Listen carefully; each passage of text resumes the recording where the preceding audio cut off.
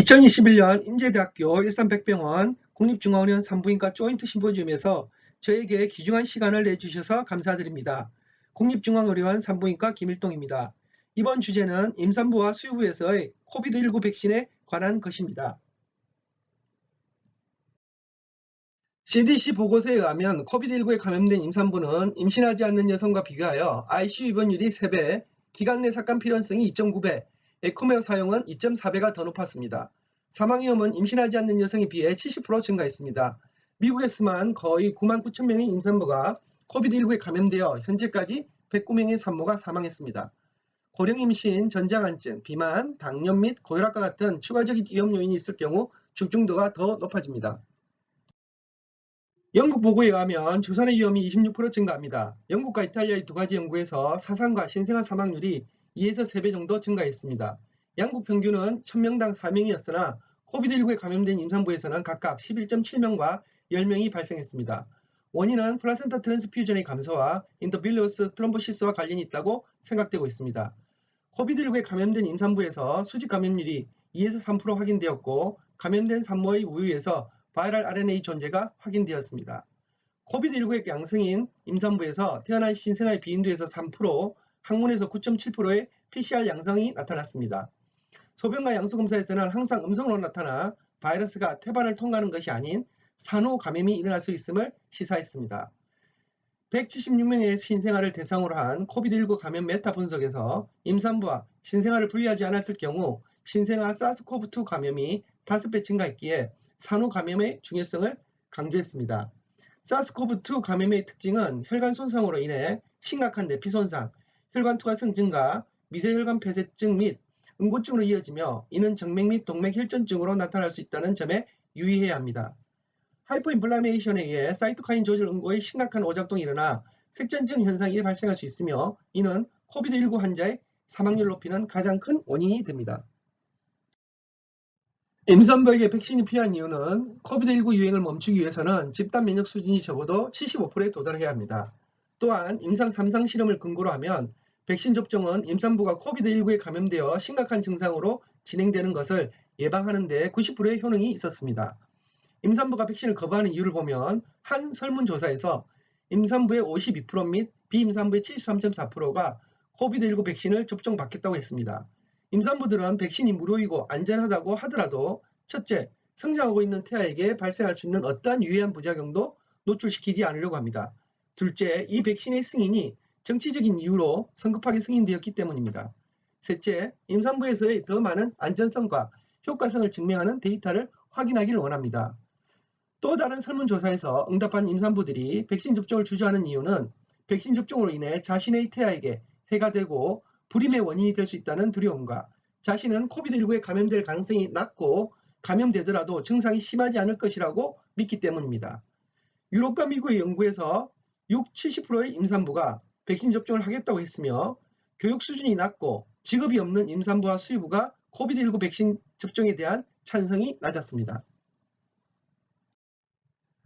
일반인들이 백신에 대해 불신을 가지게 된 사건을 보면 1955년 커터 사건으로 실험실 과정의 오류와 세포 파편의 오염으로 인해 바이러스의 불활성화가 제대로 이루어지지 않았고 이러한 이유로 살아있는 바이러스가 함유된 백신이 여러 소아들에게 접종이 되었습니다.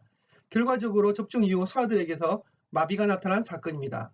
1998년에 발표된 MMR 백신이 소아 자폐증과 연관이 있다는 잘못된 논문으로 인해 일반인들이 예방접종에 대해서 의심을 하고 거부감이 늘었습니다. 이 논문이 철회되었지만 이러한 역사적 사건들 때문에 백신에 대한 일반인들의 부정적인 생각은 여전히 남아 있습니다.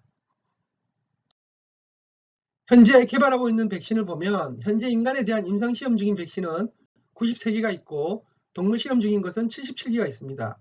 6개 승인된 백신과 기타 백신을 보면 6개의 백신은 오퍼레이션 워프 스피드를 통해 지원받았습니다. 이 백신들은 반응 메커니즘에 따라 3가지 타입으로 나눌 수 있습니다. 메신저 RNA, 바이러스성 벡터, 바큘로 바이러스 시스템에서 제조된 재조합 항원 단백질입니다. 모더나는 FDA의 긴급 사용 승인을 받은 첫 번째 백신입니다. 긴급 사용 목록에 따라 WHO가 승인한 코비드19 백신에는 화이자, 모더나, 얀센, 아스트라제네카, 사노팜 및 사노박 코로나박이 있습니다. 화이자 및 모더나 백신은 리피드 나노파티클 mRNA 백신입니다. mRNA 백신은 안지오텐신 변환 효소 2에 부착하여 감염 과정을 시작하는 바이러스의 스파이크 단백질을 엔코드합니다. mRNA 백신은 mRNA 분자와 이를 둘러싼 지질층으로 구성되고 mRNA가 정보를 담고 있는 물질이고 지질층은 mRNA를 보호하고 세포 안으로 넣어주는 이동 장치인 셈입니다. 사스 코로나 바이러스 2 mRNA 백신의 경우 바이러스 표면에 있는 스파이크 단백질을 만드는 유전 정보를 담고 있습니다. 즉, 이 mRNA가 사람의 세포로 들어가면 스파이크 단백질이 생산됩니다. 백신에 의해 생성된 스파이크 단백질은 항체 형성을 유도하는 항원으로 기능합니다. 인체의 면역세포들은 인위적으로 만들어진 단백질로 인해 마치 바이러스에 감염된 상황으로 착각하고 스파이크 단백질에 대한 항체를 만들어냅니다. 항체를 만드는 비면역세포뿐만 아니라 이를 도와주는 T면역세포도 활성화됩니다. 동물 실험에서 백신에 노출된 쥐의 자손에 어떠한 영향도 미치지 않았습니다. mRNA 백신은 코비드19를 일으키는 라이브 바이러스를 포함하지 않으므로 코비드19 감염을 일으킬 수 없습니다. 또한 mRNA 백신은 사람의 DNA와 상용작용하지 않고 mRNA가 세포의 핵을 입력하지 않기 때문에 유전적 변화를 일으키지 않습니다. FDA가 승인한 이 두 가지 mRNA 백신은 코비드19에 대해 강력한 면역 반응과 함께 예방 효과를 보여주었습니다. 이 두 가지 3상 시험에서 보고된 효능은 95%와 94%였습니다. 일반적인 부작용에는 주사 부위 반응, 피로감, 두통, 근육통, 오한, 관절통, 발열이 있었고 보통 하루나 이틀 안에 해소가 되었습니다. 드문 경우에 mRNA 백신은 심근염, 아나필락시스 또는 벨스 팔시를 유발할 수 있습니다. 따라서 CDC는 코비드19 백신 접종 후 15분, 만약 심각한 알레르기 과거력이 있다면 30분 동안 모니터링 할 것을 권고합니다. 화이자는 21일, 모더나는 28일 후에 2차 접종이 필요합니다. 아스트라제네카 얀센 백신은 스파이크 단백질 RNA를 숙주세포로 전달하기 위해 바이러스 벡터를 사용합니다. 바이러스 벡터는 무해한 아데노바이러스의 수정된 형태로 만들어졌습니다. 최종 백신 제품은 사스코브2에서 발견되는 스파이크 단백질을 포함하고 있으며 mRNA 기반 백신과 유사한 메커니즘을 통해 면역 반응을 유도합니다. 이러한 백신 유형은 동물과 인간 모두에게 실질적으로 테스트되었으며 부정적인 영향 없이 대규모로 사용되고 있습니다. 예를 들어 대규모 에볼라 예방접종 실험에서 임신 3개월 내에 임산부에게 유사한 바이러스 벡터 백신이 투여되었고 이 실험에서는 임신과 관련된 부작용이 보고되지 않았습니다. 하지만 임신 중 이러한 백신의 영향에 대한 공식적인 연구는 부족합니다. 아스트라제네카 백신은 2번의 접종이 필요하며 얀센 백신은 단일 투여 백신으로 사용 허가를 받았습니다. 얀센 백신의 일반적인 부작용은 주사바위 통증, 두통, 피로감 및 근육통이 있었고 일반적으로 이러한 부작용은 하루 이틀 지나면 해소되었습니다. 이러한 중증도 증상은 mRNA 기반 백신보다 상당히 적은 것으로 보고되며 드물게 얀센 백신은 마이엘로 라디큘로티스와 길랭바레 신드롬을 일으킬 수 있습니다. 혈소판 감소증에 의한 혈전증으로 인해 잠재적으로 심각하게 생명을 위협할 수 있습니다. 798만 건의 백신 접종자 중에서 15건이 발생했으며 특이하게도 여성에서만 발생했습니다. 임신 호르몬 치료 또는 경구 피임약을 복용하는 50세 미만 여성에서는 혈전증의 위험에 대해 상담을 해야 합니다. 더구나 임신은 혈전증의 위험 요소입니다. 따라서 얀센 백신을 접종한 임산부는 혈전증의 위험이 증가함을 알아야 합니다. 노바박스 및 GSK 사노피와 같은 백신은 복합 단백질 소단위체와 면역 증강제를 사용합니다. 다른 백신과는 달리 이러한 백신은 스파이크 단백질 자체를 포함하고 몸에 주입될 때 다른 백신과 같은 면역 반응을 불러일으킵니다. 이 백신은 여전히 임상시험 단계에 있으며 사용을 위해 승인되지 않았습니다. 노박스에 보고된 효능은 경증 및 중증도 질환 감소에 96.4%, 코비드19로부터의 중증 질병에 대한 감소는 100%입니다. 사이노팜, 코로나박과 같은 이러한 백신은 비활성 코비드19 바이러스를 사용하여 숙주에서 면역 반응을 유발합니다. 사이노팜과 사이노박은 모두 수소나 알루미늄을 보조제로 사용하고 이러한 백신은 살아있는 바이러스를 포함하지 않으므로 질병을 일으킬 수 없습니다. 보고된 효능은 73%와 83.5%이고 2번의 접종이 필요합니다. 공통 부작용에는 주사 부위 반응, 피로, 두통, 근육통, 오한, 관절통 및 발열이 포함되어 있으며 이들 모두 일반적으로 하루 또는 이틀 이내에 해결됩니다. 이 백신은 중국 및 남미, 인도네시아, 터키, 헝가리를 포함한 일부 국가에서만 이용할 수 있습니다. 현재 이 백신은 미국에서는 승인되지 않았습니다. 임산부 및 수유부는 일반적으로 안전과 책임 우려로 인해 주로 백신 연구에 포함되지 않습니다. 현재 코비드19에 대한 새로운 약물 및 백신 연구를 하는 300개가 넘는 임상시험이 있습니다. 하지만 임산부는 이러한 모든 임상시험에서 제외됩니다. 그러나 임상실험 참가자 중 화이자 실험에서 23명과 모더나 실험에서 12명이 우연히 임신한 것으로 보고되었습니다. FDA는 코비드19 백신 임상시험에 임산부를 포함시키는 것의 중요성을 인정하고 임상시험에 등록하기 전에 발달 및 생식 독성학 연구를 실시할 것을 공고했고 mRNA 기반의 백신은 2020년 12월에 FDA에 이러한 결과를 제출했습니다. 연구에서 임신 중 백신 안전성에 대한 이용 가능한 데이터 범위가 제한적이긴 하지만 전반적으로 안전성이 확인되었습니다. 유럽의약품청에 제출된 보고서에 따르면 임신 전과 임신 중에 화이자 백신을 투여한 암컷쥐에서 생식 능력, 임신, 태아 또는 출생 후 발달에 백신에 관련 영향이 없는 것으로 나타났습니다. 마찬가지로 FDA에서 검토한 모더나 백신에 대한 다트 연구에서는 인간 용량으로 쥐에게 투여했을 때 생식 또는 발달에 대한 부작용이 발견되지 않았으며 FDA 검토를 받은 얀센 코비드19 백신 또한 다트 연구에서도 부작용이 발견되지 않았습니다. 화이자는 최근 임산부에서 코비드19 백신의 안전, 내성 및 면역원성을 평가하기 위해 무작위 위약 관찰자 맹검 연구로 임신 24주에서 34주의 예방접종을 받은 4,000명의 건강한 임산부를 대상으로 하는 임상실험을 발표했습니다. 모더나는 상과, 신생아 및 유아 결과를 평가하기 위해 전향적 관찰 연구와 등록 체계를 만들었습니다. 얀센은 824명의 임산부를 포함한 이상 실험을 계획하고 있습니다. CDC는 임산부를 포함한 코비드19 예방접종에 따른 부작용에 대한 자발적 보고를 확인하기 위해 VCF라는 자발적인 스마트폰 기반 앱을 만들었습니다. 지금까지 수집된 자료에는 5만 명 이상의 임산부가 포함되어 있으며 심각한 백신 관련 부작용은 보고되지 않았습니다. 영국 또한 시민들을 위한 유사 등록 체계를 만들었으며 코비드19 예방접종과 관련된 문제의 유사한 결과를 보여주었습니다. 임산부들과 수유부들에게 코비드19 백신의 안전성, 면역원성 및 효능을 설명하는 자료의 부족으로 인해 백신 접종을 결정하는 데 많은 어려움이 있습니다. 그러나 여러 전문 학회들은 임산부 및 수유부들이 이러한 결정을 내리는 데 도움을 줄 수 있는 공고안을 제공하고 있습니다. MHRA, RCOG 등 연구의 자문기관들은 당초 이들 인구의 안전 데이터 부족으로 임산부 및 수유부들에게 사스코브2 백신을 제공하지 말 것을 공고했으나 2020년 12월 30일 공고사항을 업데이트해 의료진이나 기저질환이 있거나 임신 중이어서 코비드19 감염 시 심각한 합병증이 예증되는 임산부에게 예방접종을 고려할 것을 공고했습니다. 이와 대체적으로 CDC의 ACIP는 모든 임산부와 수유부들이 예방접종 여부를 선택할 수 있도록 허용하고 있으며 사스코브2 백신의 할당의 우선순위를 정하는 CDC 공고사항에서 임신은 1C 단계에서 예방접종을 받을 수 있는 높은 위험으로 포함되어 있습니다. ACOG, SMFM, ASRM, ABM 등 여러 생식학단체는 사스코브2 백신 접종이 임산부 및 수유부들에게 보류되어서는 안 된다는 데 동의합니다. 대부분의 유럽과 북미 국가들은 임산부에게 장점을 제공하는 백신의 접종을 찬성하고 있습니다. 사용 가능한 가이드라인은 안전 데이터가 부족하여 모든 임산부 및 수유부의 일상적인 예방접종을 권장하진 않지만 바이러스에 대한 직접적 노출이 높은 여성에게는 예방접종을 권장합니다. EBCOG는 임신 중 코비드19 예방접종의 장기 안전에 대한 근거가 제한되어 있으며 모든 임산부에게 추천하기에는 근거가 제한적이고 좀 더 강력한 자료가 있어야 함을 인정합니다. 그럼에도 불구하고 임산부에게 예방접종에 의해 얻을 수 있는 이익과 위험을 정확하게 알려주고 제공해야 한다고 권고하고 있습니다.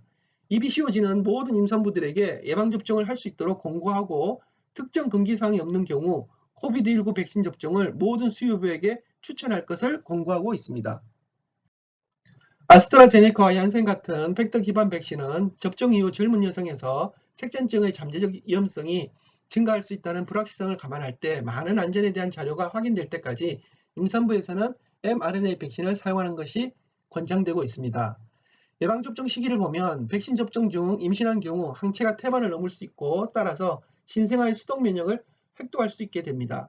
항체의 전달은 일반적으로 임신 제3분기 27주에서 40주에 발생하며 백신이 투여되는 분기에 따라 백신 효과가 다르지 않기 때문에 임신 제3분기 이전에 백신을 투여하는 것이 임산부의 항체 효과를 가장 높이고 출생 전 신생아의 수동 면역을 달성하는 데 바람직합니다. 16주 이전 백신의 접종은 기형 발생에 대한 제한된 데이터로 인해 불분명합니다. 따라서 임신 중 예방접종을 하기에 바람직한 시간은 제2분기에서도 16주에서 26주 사이이지만 제1분기와 제3분기에 임산부가 접종을 해도 혜택이 더 클 가능성이 높기 때문에 예방접종을 삼가할 필요는 없습니다. 손상되지 않는 백신 입자가 태반을 건너 태아세포에 들어간지에 대한 직접적인 데이터는 없지만 mRNA 나노 입자와 아데노바이러스 벡터에 기반을 둔 코비드19 백신은 태아나 모유 수유 이하에게 큰 위험을 주지 않습니다.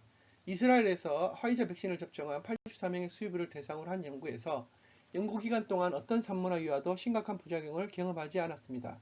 화이자 또는 모더나 백신을 접종한 7명의 수유 중인 개인에 대한 최근 연구에서는 백신 접종 후 4시간에서 48시간 사이에 수집된 모유에서 백신과 관련된 mRNA가 검출되지 않았습니다. 따라서 접종 후 모유 수유를 유지하는 것이 권장됩니다. 백신으로 자극된 IgA가 모유를 통과할 수 있으며 유아에게 추가적인 보호를 제공할 수 있습니다. 23명의 임산부를 대상으로 한 연구에서 mRNA 기반 코비드19 백신을 접종한 후 3주에서 4주에 모유에서 IgA 항체의 존재를 확인했습니다. 또한 모유의 IgA 항체 역가는 코비드19 백신을 접종한 임산부와 코비드19 감염이 된 임산부에서 유사했고 20명의 산모 유아쌍을 포함한 또 다른 연구에서 산전에 화이자 백신 접종을 한 이후에 항코비드19 스파이크 항체의 효과적인 태반 통과를 확인했습니다. 임산부에게 mRNA 백신을 접종하면 스파이크 항원 특이적 IgA 수준은 시간이 지남에 따라 현저히 감소하지만 IgG와 유사하게 IgA가 유도되고 2차 접종 후 IgG 반응이 크게 증가했지만 IgA 반응은 감소하였습니다. 사스코브2에 감염된 수유부의 모유에서 IgA가 지배적인 반응을 보였고 모유의 항체에 대한 정상적인 반응으로 IgG 우세 반응이 입증되었습니다.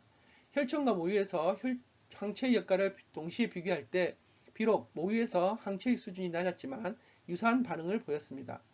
자연 감염에서 IgA 반응이 더 큰 이유는 점막 조직에서 감염이 발생하기 때문입니다. mRNA 백신을 접종받은 84명의 임산부와 116명의 일반 산모를 비교했을 때 태반을 HE 염색으로 한 후 조직학적으로 비교한 결과 데시듀얼 아테리오패시, 피탈 바스큘러 말퓨전, 로우 그레이드 크로닉 블라이티스의 발병률이 증가하지 않았음이 발견되었습니다.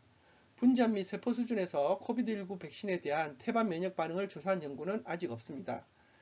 부작용을 보면 화이자 모더나를 접종한 경우 가장 심각한 부작용은 아나필락시스 반응이었고 100만 명당 2.5에서 4.5명에서 발생했고 특이한 점은 두 백신 접종 그룹 모두에서 각각 94%와 100%의 감염성 반응이 여성에서 발생했습니다.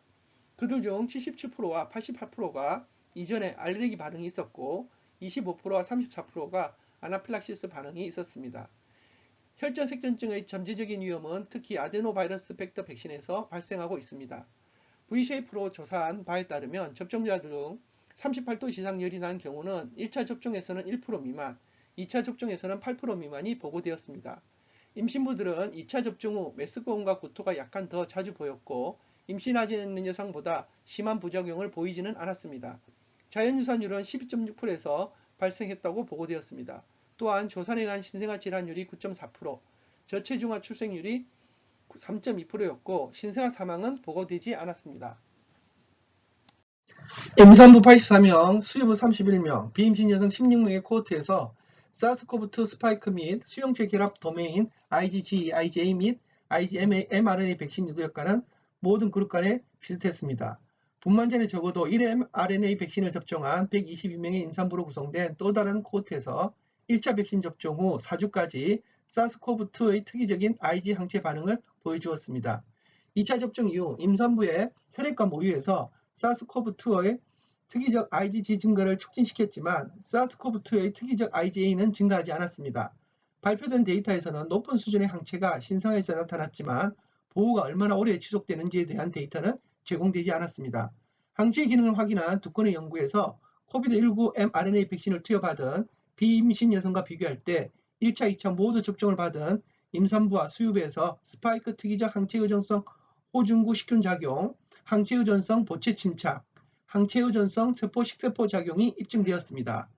임산부 30명, 수유부 16명, 57명의 비임신 여성을 포함한 mRNA 코비드19 백신에 대한 세포 면역 반응을 평가한 관찰 연구에서 스파이크 특이적 감마 인터페론 생성의 비율을 정량했고 이를 통해 임신에 의해 지연된 항체 역학을 고려할 때 1차와 2차 백신 접종 일정을 준수하는 것이 임산부가 비임산부와 동등한 면역력을 얻기 위해서는 필요합니다.